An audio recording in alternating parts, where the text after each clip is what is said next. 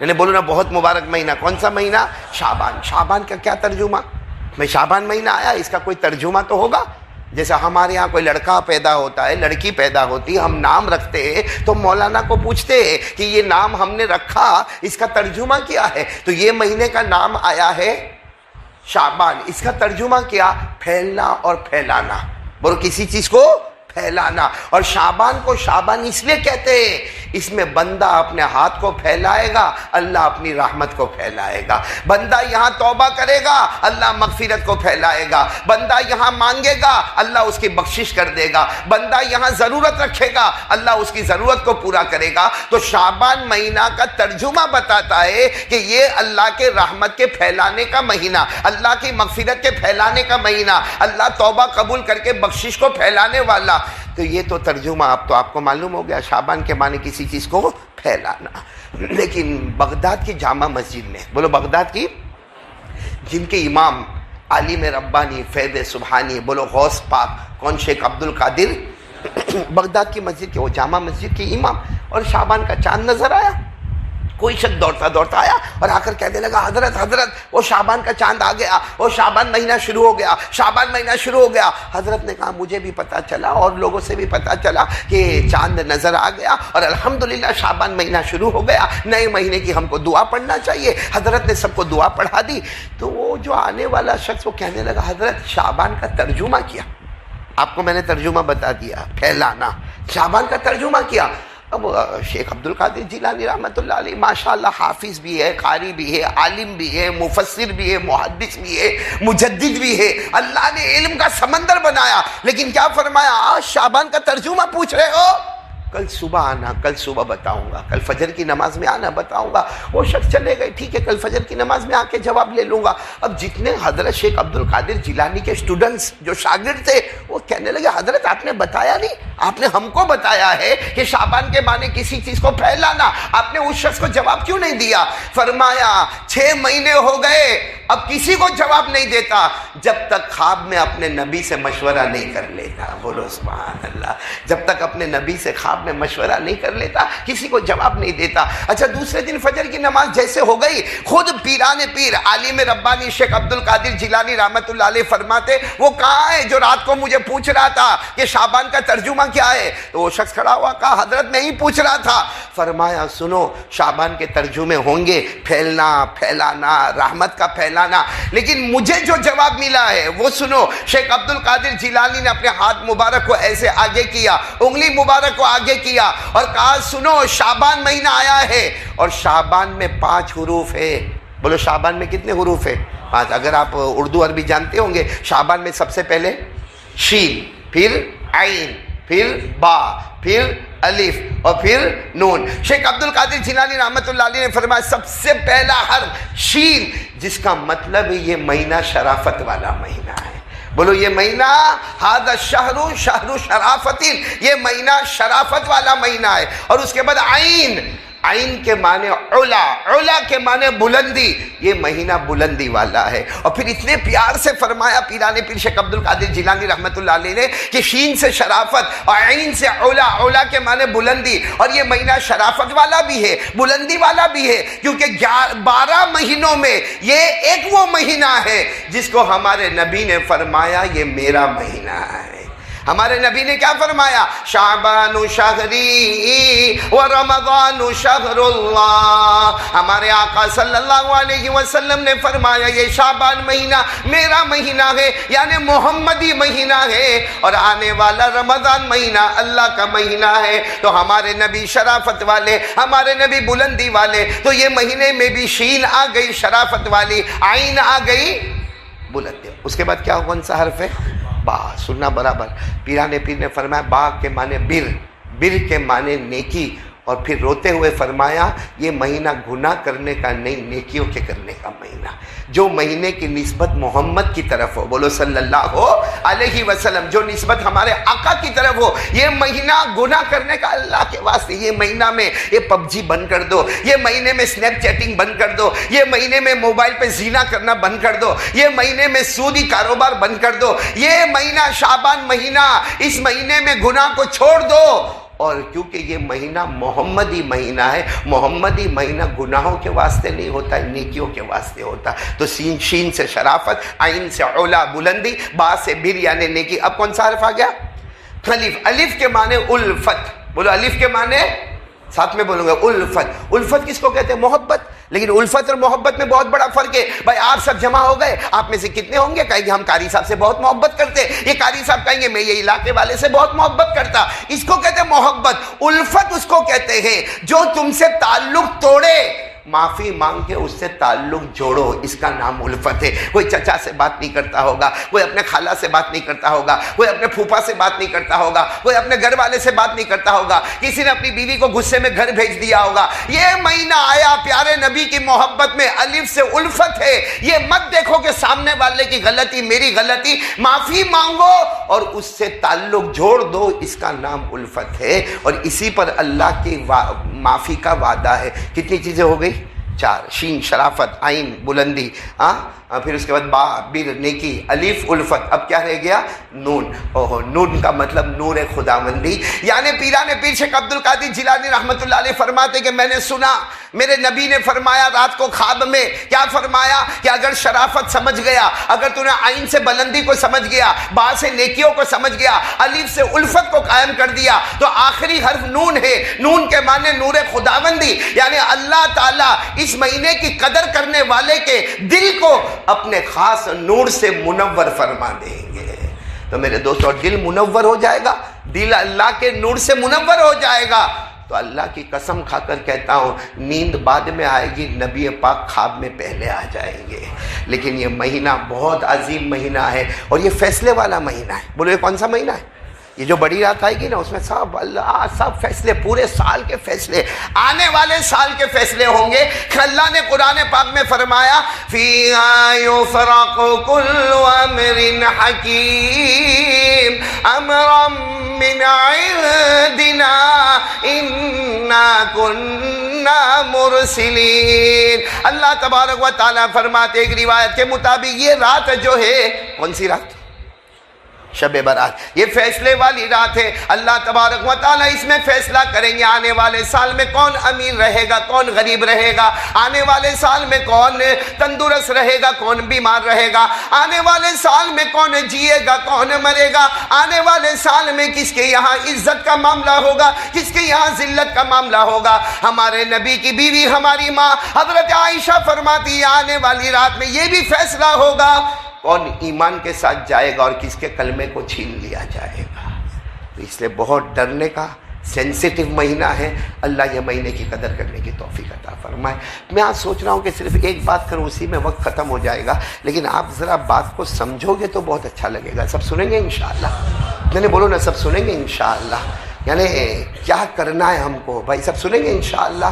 آپ کو معلوم ہوگا، بے شک آپ کو معلوم ہوگا کہ ہمارے نبی ہجرت کر کے مدینہ آئے۔ ساتھ میں بولو نا، ہمارے نبی ہجرت کر کے مدینہ، اور ہجرت کرنے والوں کی تعریف اللہ نے کی، بولو کی نا اللہ نے؟ اللہ نے فرمایا یہ ہجرت کرنے والے، بہت اونچا درجہ رکھنے والے، یہ سب کامیاب ہونے والے۔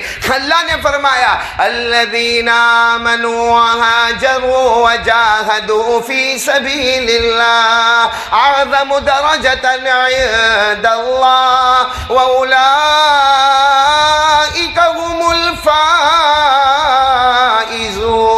اللہ فرماتے میرے بندے اور میری بندیاں جنہوں نے ہجرت کی، مکے سے مدینہ آ گئے، بولو مکے سے مدینہ آ گئے، اللہ کے راستے میں تکلیفیں اٹھائی، اللہ تبارک و تعالیٰ فرماتے ان کا درجہ بہت اونچا ہو گیا اور یہ سب کامیاب ہونے والے۔ چلو میں جلدی سے واقعے پر آ جاؤں، وقت بہت کم ہے۔ ہمارے نبی ہجرت کر کے مدینہ آئے، بولو ہمارے نبی ہجرت کر کے مکہ سے کہاں پر آ گئے؟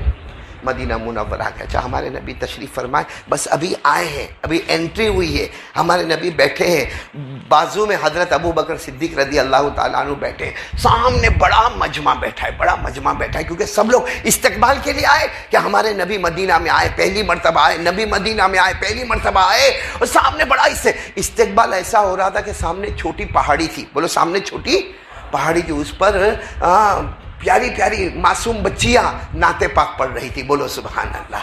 معصوم بچیاں نعت، اور نعت پاک بھی کیسی پیاری پڑھ رہی تھی. کیا پڑھ رہی تھی؟ طلع البدر علینا من ثنیات الوداع وجب الشکر علینا ما دعا للہ داعی. جس کا ترجمہ یہ کہ وہ چھوٹی چھوٹی بچیاں کہتی تھی، اے مدینہ والو، اے علاقے والو، ہمارے نبی آئے ہیں، آپ ان کو محمد نہ کہنا، یہ کہو کہ اندھیری رات میں 14ویں رات کے چاند نکل کر سامنے آ گئے ہیں. یہ بچیوں کا نعت پڑھنا، پورا مجمع بیٹھا ہے، اللہ کے رسول بیٹھے. اب میں واقعے پر آ رہا ہوں. ایک شخص دوڑتے آئے، جوان، ہٹے کٹے، تندرست، ہاتھ میں تلوار، دوڑتے دوڑتے آئے، جن کا نام ہے طلحہ. بولو کیا نام ہے؟ طلحہ. بولو کیا نام ہے؟ ادھر ادھر دیکھو، کیا نام ہے؟ طلحہ. دوڑتے دوڑتے ہٹے کٹے لمبے چوڑے وہ شخص آئے، دوڑتے دوڑتے، اور آ کر کیا کہا معلوم؟ آ کر پہلی بات کہ آپ نبی ہیں؟ ارے بھائی ہمارے نبی تو تشریف فرما تھے. وہ آ کر کہہ رہے، وہ طلحہ، آپ نبی ہیں، آپ رسول ہیں، آپ پیغمبر ہیں، اور ہاتھ میں تلوار. ہمارے آقا صلی اللہ علیہ وسلم نے فرمایا، ہاں میں مدینہ بھی آیا ہوں، بس تھوڑی دیر ہوئی، میں اللہ کا نبی ہوں، میں اللہ کا رسول ہوں، میں اللہ کا پیغمبر ہوں، قرآن پاک مجھ پر اترا ہے.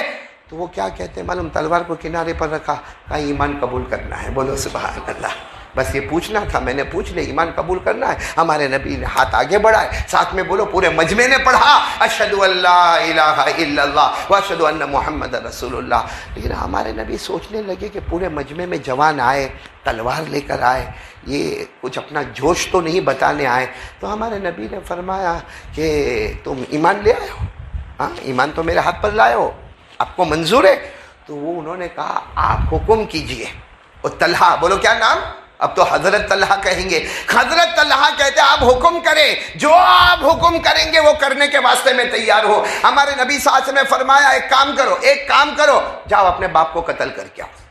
باپ کا نام برہ، بولو باپ کا نام برہ، جاؤ باپ کو قتل کر کے آؤ. انہوں نے وہ تلوار اٹھائی اور کہا ابھی گیا اور ابھی آیا، اور باپ کا سر آپ کے پاؤں میں لا کر رکھا. وہ جانے لگے تو ہمارے نبی نے چادر مبارک کو پکڑ لیا اور کہا نہیں، امتحان لے رہا تھا. محمد مدینے میں جوڑ کے واسطے آئے ہیں، توڑ کے واسطے نہیں آئے ہیں. میں تو امتحان لے رہا تھا. تو وہ رونے لگے، وہ جوان، کیا نام؟ حضرت طلحہ رونے لگے، اللہ کے رسول آپ میرا امتحان لے لیں، میں دل و جان سے آپ پر قربان ہو گیا. اور پھر کہا اللہ کی قسم جو کہیں گے میں کر کے بتاؤں گا، جس سے آپ روکو گے اس سے میں رک کے بتاؤں گا. کتنا پیارا جملہ. پھر بولو، حضرت طلحہ نے فرمایا میرے نبی جو کہیں گے، سب ساتھ میں بولو، کر کے بتاؤں گا، اور جس سے روکو گے. اور اسی کا نام قرآن، اسی کا نام حدیث ہے، اسی کا نام شریعت ہے. قرآن میں اللہ نے فرمایا یہی کر لو، وَمَا آتَاكُمُ الرَّسُولُ فَخُذُوهُ وَمَا نَهَاكُمْ عَنْهُ فَانْتَهُوا. اللہ تبارک و تعالیٰ فرماتے میرے نبی جو کرنے کے لیے کہے، پورا مجمع بولے کرنا ضروری ہو جائے گا. میرے نبی جس سے رکنے کہے رکنا. وہ صحابی نے یہی کہا میرے نبی، حضرت طلحہ نے فرمایا آپ جو کہو کروں گا، آپ جس سے روکو گے رکوں گا. بس بات ختم ہو گئی. بولو بات ختم ہو گئی. اس کے بعد حضرت طلحہ کی جو محبت، بولو سبحان اللہ، جناب نبی کریم صلی اللہ علیہ وسلم کے ساتھ محبت، کھانے میں، پینے میں، سفر میں، حضر میں، اٹھنے میں، بیٹھنے میں. ہمارے نبی کی زبان مبارک پر طلحہ طلحہ طلحہ. اور طلحہ وہ ہے جو مدینے میں سب سے پہلے ایمان قبول کرنے والے. بولو سبحان اللہ. لیکن ایک عجب واقعہ ہوا. واقعہ یہ ہوا کہ ایک فجر کی نماز میں طلحہ نہیں آئے. بولو طلحہ. ظہر میں بولو نہیں، عصر میں نہیں، مغرب میں، عشاء میں، 5 نمازوں میں طلحہ نہیں. ہمارے نبی صلی اللہ علیہ وسلم سوچے شاید کچھ کام ہوا ہوگا، کیونکہ یہ جہاں مسجد نبوی تھی نا وہاں سے تقریباً 3-3.5 کلومیٹر دور رہتے تھے، تو کچھ کام ہوا ہوگا تو نہیں آئے. دوسرے دن پھر بولو فجر، ظہر، عصر، مغرب، عشاء، بولو طلحہ. پورا مجمع بولے طلحہ نہیں آئے. تیسرے دن پھر فجر، ظہر اور عصر، بولو طلحہ. اب تیسرے دن کی عصر کی نماز میں ہمارے نبی نے سلام پھر، آنکھوں میں آنسو تھے. فرمایا آئینہ طلحہ، طلحہ نظر نہیں آ رہے.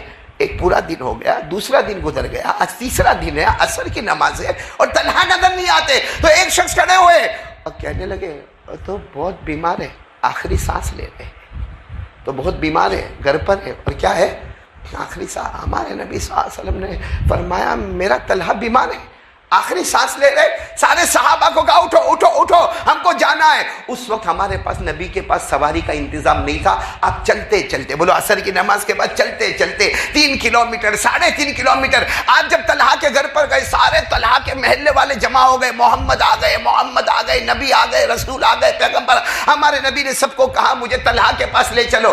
جیسے گئے طلحہ کے پاس، حضرت طلحہ بے ہوش، جس کو آج کے زمانے میں کہتے قومے میں چلے جاتا آدمی۔ حضرت طلحہ بولو کیا ہے؟ بے ہوش ہے۔ ہمارے نبی صلی اللہ علیہ وسلم نے طلحہ کو دیکھا بے ہوش ہے، ہمارے نبی کی آنکھوں میں آنسو آئے، کتنے پیار سے پیشانی پہ ہاتھ رکھا اور گھر والوں کو کہا سنو رات کو انتقال ہو جائے گا۔ ہمارے نبی نے فرمایا رات کو انتقال ہو جائے گا، آپ لوگ فکر مت کرنا، جب انتقال ہو جائے مجھے بلانا، میں آؤں گا، میں اپنے کپڑے میں ان کو کفن دوں گا، بولو سبحان اللہ، میں اپنے ہاتھوں سے نہلاؤں گا، بولو سبحان اللہ، اور میں ان کے جنازے کی نماز پڑھاؤں گا، بولو سبحان اللہ، اور میں ان کو خود دفن کروں گا، بولو سبحان اللہ۔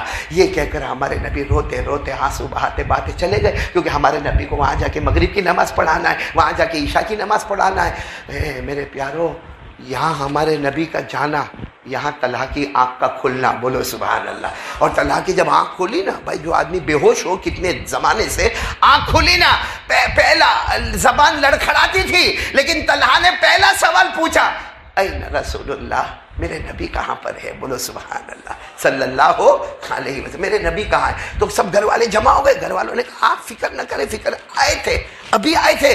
حضرت طلحہ میں ہوش جیسے نہیں تھا، پھر بھی جیسے کھڑے ہونے کی کوشش کرتے، میرے نبی یہاں آئے تھے، یعنی 3.5 کلومیٹر کا سفر کر کے پیدل میرے نبی یہاں آئے تھے۔ سب نے کہا آپ آرام کریں، آئے تھے تو کہا آئے تو کیا کہا یہ کہا کہ رات کو تمہارا انتقال ہو جائے گا، اور انہوں نے یہ بھی کہا کہ غسل وہی دینے والے، بولو سبحان اللہ، جنازے کی نماز وہی پڑھانے والے، کفن کا کپڑا وہی دینے والے، اور تمہیں دفن بھی وہی کرے۔ تو حضرت طلحہ نے اشارہ کیا، نہیں نہیں نہیں نہیں نہیں، رات کو انتقال ہوگا، بے شک میرا انتقال ہوگا، لیکن نہ آپ کوئی بھی نبی کو نہیں بلائیں گے، وہ یہاں آئیں گے نہیں، رات کو وہ یہاں نہیں آئیں گے، اور رات کو وہ آ کر کفن کا کپڑا بھی نہ دیں گے، وہ جنازے کی نماز بھی نہیں پڑھائیں گے، وہ غسل بھی نہیں کریں گے، وہ مجھے دفن بھی نہیں کریں گے۔ تم میں سے کوئی آدمی یہ کام کر لینا، ان کو نہیں بلانا، کیونکہ رات کا وقت ہوگا، اندھیرا ہوگا، سناٹا ہوگا، 3.5 کلومیٹر کا سفر ہوگا۔ ارے اگر آتے آتے میرے نبی کو کہیں پاؤں میں کانٹا چبھ گیا، ارے میرے نبی کے پاؤں میں کہیں پتھر لگ گیا، ارے میرے نبی کسی سے ٹکرا گئے، یہ طلحہ بغیر سب کے جا سکتا، لیکن نبی کو آنچ لگے اس کو برداشت ہوا۔ معاملہ ایسا ہی، رات کو انتقال ہو گیا، اور بولو انا للہ، حضرت طلحہ اللہ کو پیارے ہو گئے، بولو انا للہ وَإِنَّا إِلَيْهِ، اللہ کو پیارے ہو گئے۔ اب گھر والوں کی جیسے انہوں نے وصیت کی تھی، کسی نے آ کے غسل دے دیا، کسی نے کفن دے دیا، کسی نے جنازے کی نماز پڑھا دی، اور سارے محلے والے مل کے دفن کیے۔ میرے پیاروں، یہاں تو یہ ہو گیا، وہاں ہمارے نبی پوری رات سوئے نہیں، پوری رات سوئے نہیں کہ میرے طلحہ کی کوئی خبر نہیں آ رہی، طلحہ کی کوئی خبر نہیں آ رہی، طلحہ۔ ہمارے نبی اسی حال میں فجر کی نماز پڑھانے آئے، فجر کی نماز پڑھانے کے بعد ہمارے نبی نے پہلا سوال پوچھا، بھائی طلحہ کے بارے میں کوئی خبر آئی؟ تو وہ جو رشتہ دار تھے نا وہ سب کھڑے ہو گئے، کہا اور رات کو انتقال ہو گیا۔ تو ہمارے نبی نے فرمایا افلا آذنتمونی، ارے تم نے مجھے خبر نہیں تھی، ارے غسل تو مجھے دینا تھا، کفن کا کپڑا مجھے دینا تھا، ارے مجھے نماز پڑھانی تھی، مجھے دفن کرنا، آپ نے مجھے خبر نہیں دی۔ سارے گھر والے رو کر کہنے لگے آپ کو بلانے والے تھے، مگر طلحہ نے وصیت کی تھی کہ میرے نبی کو کانٹا لگے مجھے گوارا نہیں، کوئی اور جنازے کی نماز پڑھائے مجھے گوارا ہے، کوئی اور دفن کرے مجھے گوارا ہے، لیکن میرے نبی کو راستے میں کانٹا لگ جائے، میرے نبی کو راستے میں کوئی پتھر لگ جائے، میرے نبی کسی چیز کے ساتھ ٹکرا جائے، اندھیرا ہے، اس لیے انہوں نے وصیت کی تھی۔ میرے پیارو، سچ بتاؤ ہمارے نبی کتنا روئے ہوں گے۔ روتے روتے سارے صحابہ کو کہا چلو مجھے قبر پر لے چلو۔ کن کی قبر پر؟ وہ پھر ہمارے نبی چلتے چلتے 3.5 کلومیٹر طلحہ کی قبر پر جب سارے صحابہ جمع ہو گئے، ہمارے نبی بھی وہاں تھے۔ اے میرے پیارو، کاش ہم کو سمجھ میں آوے، ہمارے نبی بہت دیر تک، بولو ہمارے نبی بہت دیر تک روتے رہے، پڑھتے رہے، روتے رہے، پڑھتے رہے۔ اچانک ہمارے نبی نے ایک دعا مانگ لی، ایک دعا ہمارے نبی نے مانگ لی جس پر سارے صحابہ دھاڑے مار کر روئے ہیں۔ کیا دعا مانگ لی؟ اللہم القی طلحہ وہو یضحک الیک وانت تضحک الیہ۔ ہمارے آقا صلی اللہ علیہ وسلم نے دعا مانگی، اللہ میرا طلحہ قبر میں، اللہ میرا طلحہ قبر میں، لیکن ایک دن قبر کھلے گی، ساتھ میں بولو ہوگا، ایک دن قبر کھلے گی، میرے طلحہ اٹھیں گے۔ ہمارے نبی دعا مانگتے اللہ جس قیامت کے دن یہ قبر کھلے اور طلحہ اٹھے، اللہ ایسے اٹھے کہ وہ تیری طرف دیکھ کر مسکراتے ہو، تو طلحہ کی طرف دیکھ کر مسکراتا ہو۔ یعنی اللہ طلحہ کی قبر کھلے، ایسے کھلے کہ وہ اللہ کو دیکھ کر مسکرائے اور اللہ طلحہ کو دیکھ کر مسکرائے۔ اور ظاہری بات ہے جس کو اللہ دیکھ کر مسکرائے، جو اللہ کو دیکھ کر مسکرائے، وہ تو جنتی ہو ہی گیا۔ سارے صحابہ سنیں یہ دعا، حضرت عمر قریب میں تھے، کون حضرت روتے روتے آئے، کہا اللہ کے رسول کاش طلحہ کی جگہ میں ہوتا، طلحہ کی جگہ، یہ دعا طلحہ کو نہیں کس کو ملی ہوتی؟ عمر کو ملی ہوتی۔ ہمارے نبی نے یوں چہرہ اٹھایا، ہمارے نبی کی داڑھی مبارک آنکھوں سے بھری تھی، ہمارے نبی نے فرمایا یہ دعا عمر تم کو بھی مل سکتی، بلکہ فرمایا یہ دعا تو قیامت تک آنے والے ہر مرد کو ملے، قیامت تک آنے والے ہر مومن بندے کو ملے، ہر مومنہ بندی کو ملے، لیکن شرط یہ ہے کہ جو طلحہ نے مجھ سے شرط کی تھی وہ شرط سب لوگ مجھ سے کر لیں۔ تو طلحہ نے کیا شرط کی تھی؟ طلحہ نے شروع میں یہ شرط کی تھی، جو آپ کہو گے، جس سے روکو گے، ہاں بس یہ شرط کر لے۔ ہر کلمہ پڑھنے والا بندہ، ہر کلمہ پڑھنے والی بندی اگر یہ شرط کر لے کہ میرے نبی نے جو کہا ہے وہ مجھے کرنا ہے، اور میرے نبی نے جس سے روکا ہے رکنا ہے۔ ہمارے نبی فرماتے قیامت کے دن کہیں بھی مرا ہوگا، جب اس کی قبر کھلے گی وہ اللہ کو دیکھ کر مسکرائے گا، اللہ اس کو دیکھ کر مسکرائے گا۔ میرے پیارو،